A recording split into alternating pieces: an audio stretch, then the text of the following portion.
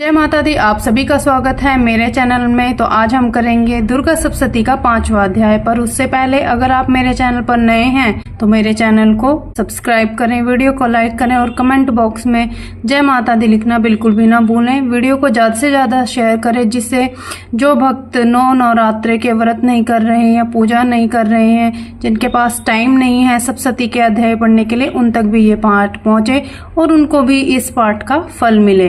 तो चलिए शुरू करते हैं दुर्गा सप्तशती का 5वां अध्याय। इस अध्याय में देवताओं द्वारा देवी की स्तुति करी गई है। महर्षि मेघा ने कहा, पूर्व काल में शुंभ निशुंभ नामक 2 असुरों ने अपने बल के मद से इंद्र का त्रिलोकी का राज्य और यज्ञों के भाग छीन लिए और वह दोनों इस प्रकार सूर्य, चंद्रमा, धर्मराज और वरुण के अधिकार भी छीनकर स्वयं ही उनका उपयोग करने लगे। वायु और अग्नि का कार्य भी वही करने लगे। इसके पश्चात उन्होंने जिन देवताओं का राज्य छीना था उनको अपने अपने स्थान से निकाल दिया। इस तरह से अधिकार छीने हुए तथा दैत्यों द्वारा निकले हुए देवता अपराजिता देवी का स्मरण करने लगे कि देवी ने हमको वर दिया था कि मैं तुम्हारी संपूर्ण विपत्तियों को नष्ट करके रक्षा करूंगी। ऐसा विचार कर देवता हिमालय पर गए और भगवती विष्णु माया की स्तुति करने लगे। देवताओं ने कहा, देवी को हमारा नमस्कार है, शिव को नमस्कार है, प्रकृति और भद्रा को नमस्कार है। हम लोग रौद्र, नित्या और गौरी को नमस्कार करते हैं। ज्योत से नामयी, चंद्रमा रूपिणी व सुख रूपा देवी को निरंतर नमस्कार है। शरणागतों का कल्याण करने वाली वृद्धि और सिद्धि रूपा देवी को हम बारंबार नमस्कार करते हैं। और नेतृत्व राजाओं की लक्ष्मी तथा स्वर्णी को नमस्कार है। दुर्गा को दुर्ग स्थलों को पार्ग करने वाली दुर्गा पारा का सारा सर्वकारिणी ख्याति कृष्ण और घूम्र देवी को सदैव नमस्कार है। अत्यंत सौम्य तथा अत्यंत रौद्र रूप को हम नमस्कार करते हैं। उन्हें हमारा बारंबार प्रणाम है। जगत की आधारभूत कृति को बराबर नमस्कार है। जिस देवी को प्राणी मात्र विष्णु माया कहते हैं उसको नमस्कार है, उसको नमस्कार है, उसको नमस्कार है। जो देवी संपूर्ण प्राणियों में चेतना कहलाती है उसको नमस्कार है, उसको नमस्कार है। जो देवी संपूर्ण प्राणियों में बुद्धि रूप में स्थित है उसको नमस्कार है, उसको नमस्कार है, उसको नमस्कार है। जो देवी सब प्राणियों में निद्रा रूप में विराजमान है उसको नमस्कार है, उसको नमस्कार है, उसको नमस्कार है। जो देवी संपूर्ण प्राणियों में शुद्धा रूप में विराजमान है उसको नमस्कार है, उसको नमस्कार है, उसको नमस्कार है।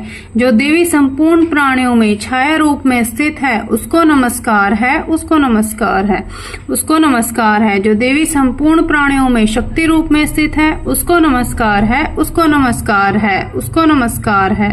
जो देवी प्राणियों रूप में तृष्णा रूप से स्थित है उसको नमस्कार है, उसको नमस्कार है। जो देवी सब प्राणियों में शांति रूप में स्थित है उसको नमस्कार है, उसको नमस्कार है, उसको नमस्कार है। जो देवी सब प्राणियों में जाति रूप में स्थित है उसको नमस्कार है, उसको नमस्कार है, उसको नमस्कार है।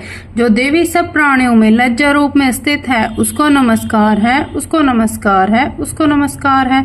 जो देवी सब प्राणियों में शांति रूप में स्थित है उसको नमस्कार है, उसको नमस्कार है, उसको नमस्कार है। जो देवी संपूर्ण प्राणियों में श्रद्धा रूप में स्थित है उसको नमस्कार है, उसको नमस्कार है, उसको नमस्कार है। जो देवी संपूर्ण प्राणियों में कांति रूप में स्थित है, जो देवी संपूर्ण प्राणियों में लक्ष्मी रूप में स्थित है उसको नमस्कार है, उसको नमस्कार है, उसको नमस्कार है।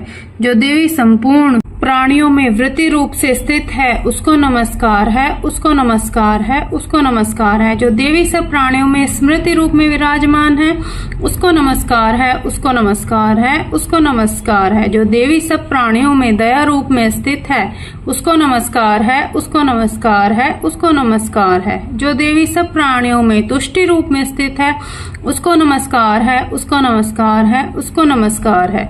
जो देवी संपूर्ण प्राणियों में मात्र रूप में स्थित है उसको नमस्कार है, उसको नमस्कार है, उसको नमस्कार है।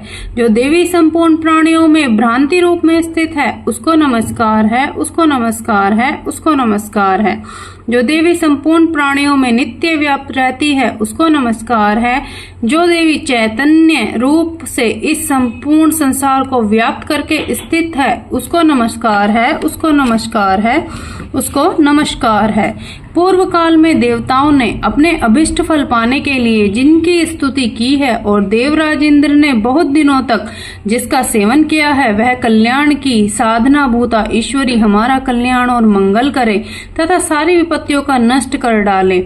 असुरों के सताए हुए हम संपूर्ण देवता उस परमेश्वरी को इस समय नमस्कार करते हैं तथा जो भक्ति पूर्वक स्मरण की जाने पर तुरंत ही जब विपत्तियों को नष्ट कर देती है, वह जगदम्बा इस समय भी हमारा मंगल करके हमारी समस्त विपत्तियों को दूर करे। महर्षि मेघा ने कहा, है राजन, इस प्रकार जब देवता स्तुति कर रहे थे तो उसी समय पार्वती देवी गंगा में स्नान करने के लिए आई।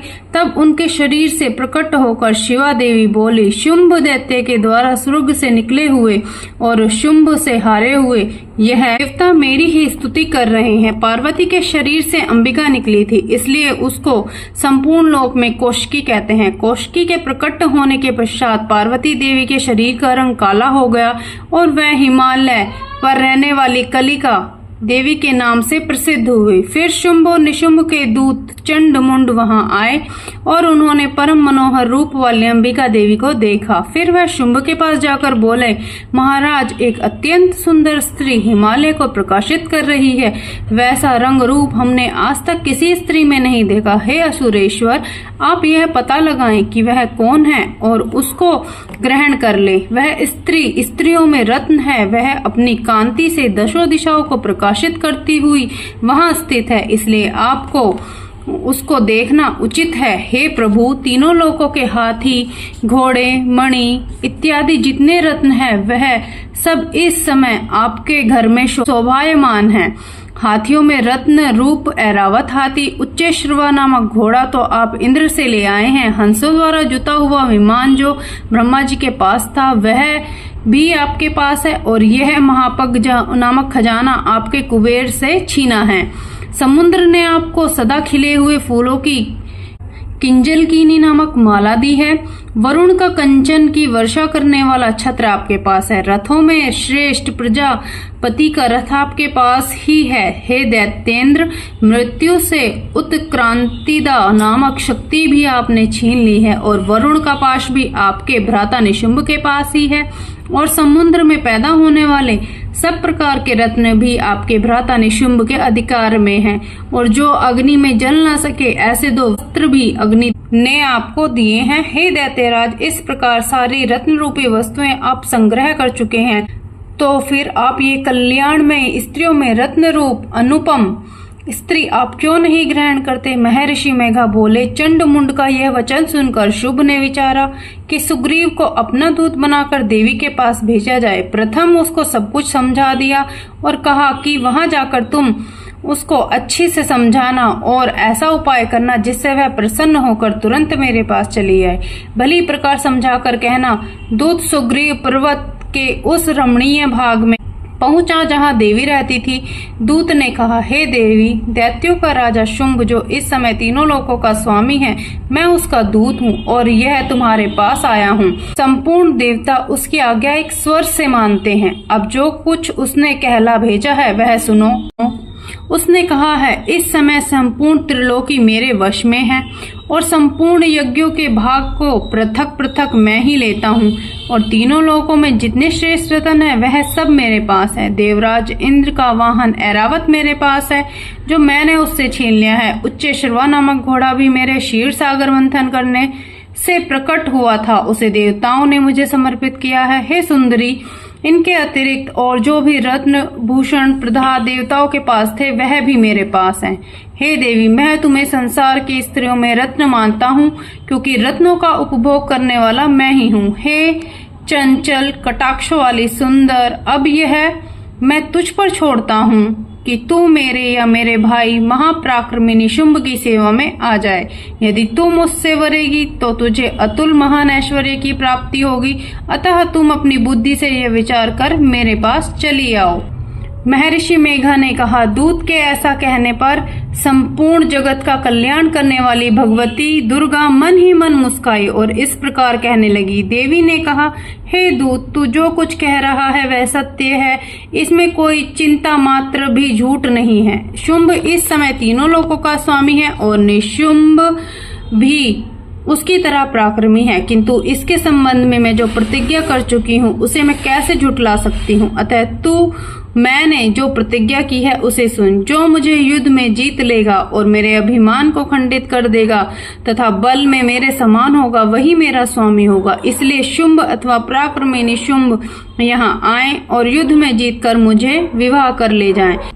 इसमें भला देर की क्या आवश्यकता है। दूत ने कहा, हे देवी, तुम अभिमान में भरी हुई हो, मेरे सामने तुम ऐसी बात ना करो। इस त्रिलोकी में तो ऐसा कोई दिखाई नहीं देता जो शुंभ और निशुंभ के सामने ठहर सके। हे देवी, जब अन्य देवताओं में से कोई शुंभ व निशुंभ के सामने युद्ध में नहीं ठहर सका तो फिर तुम जैसी स्त्री उसके सामने रणभूमि में ठहर सकोगी। जिन शुंभ आदि असुरों के सामने इंद्र आदि देवता नहीं ठहर सके तो फिर तुम अकेली स्त्री उनके सामने कैसे ठहर सकोगी।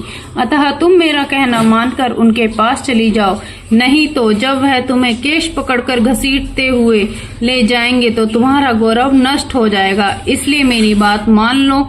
देवी ने कहा, जो कुछ तुमने कहा ठीक है। शुंभ और निशुंभ बड़े बलवान हैं, लेकिन मैं क्या कर सकती हूँ, मेरे बिना विचारे प्रतिज्ञा कर चुकी हूँ। इसलिए तुम जाओ और जो मैंने कहा है वह सब आदर पूर्वक असुरेंद्र से कह दो। इसके पश्चात जो वह उचित समझे वही करे।